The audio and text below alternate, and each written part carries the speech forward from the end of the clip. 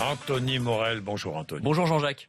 Vous allez nous emporter à une vitesse vertigineuse ce matin, avec l'Hyperloop. Ouais. L'Hyperloop, c'est une sorte de TGV qui serait capable de relier Paris à Marseille en 40 minutes. Oui. Je dis bien 40 minutes. 38 minutes même, j'ai fait le calcul. J'ai vu que la Silicon Valley était réunie à Paris, là. Oui, il y a une grande conférence en ce moment qui s'appelle la Hello Tomorrow Conference. Il y a tous les... Alors moi, je me suis régalé, j'y suis allé hier, il y avait la patronne du laboratoire de recherche de Google, le patron de la NASA, enfin vraiment des grands d'Anthony Morel. C'était absolument génial. Et le patron d'Hyperloop que j'ai rencontré et qui m'a expliqué dans le détail à quoi correspondait ce train. Alors on va entrer dans ce train. Ouais, Nous sommes en 2030. Oui.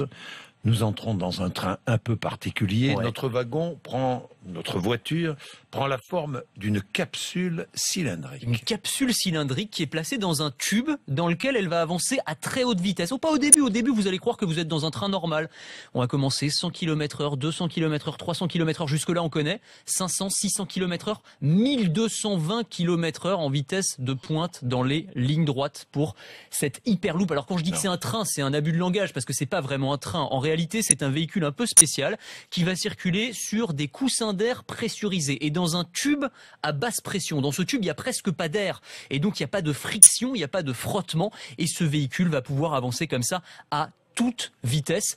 Il y aurait deux versions, c'est ce qu'imaginent ses créateurs. Une version métro pour les villes, un métro super rapide, et puis une version qui relierait les grandes villes entre elles en quelques dizaines de minutes, à commencer par Los Angeles et San Francisco. Et il y a un conducteur ou pas? Non, pas du tout. Non, tout est automatisé. Tout Tout est automatisé, évidemment. Ouais. C'est impressionnant quand même, non? C'est impressionnant. C'est dingue. Non, mais C'est du concept, on est d'accord, Jean-Jacques. sont- Mais en tout cas, le projet est incroyable. Oui, et premières expérimentations, je crois, vers San Francisco. Oui, exactement. Du côté Oui. de la Californie, ça va commencer l'an prochain. Ils vont bâtir une ligne de 8 km et puis ensuite bâtir ça à plus grande échelle, probablement en Asie ou au Moyen-Orient au début. Bon, mode de transport en commun parfaitement neutre écologiquement. Oui, parce que tout ça serait alimenté Oui. par de gigantesques panneaux solaires qui seraient placés sur les tubes dans lesquels circulent les capsules, donc pas du tout de consommation énergétique, tout ça est neutre.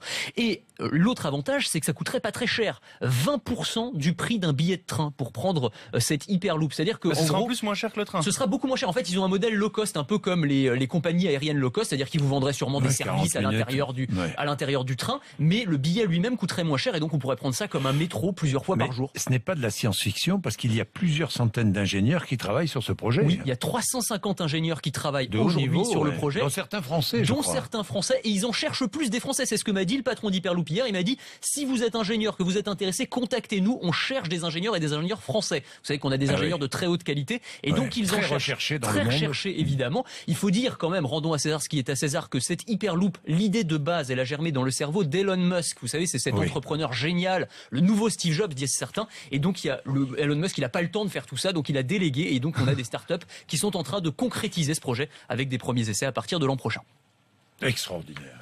Non, mais Ça fait extraordinaire. rêver, hein. J'espère qu'on pourra Oui, prendre ça ce fait train un jour. rêver, Ça fait rêver. Bien, merci Anthony.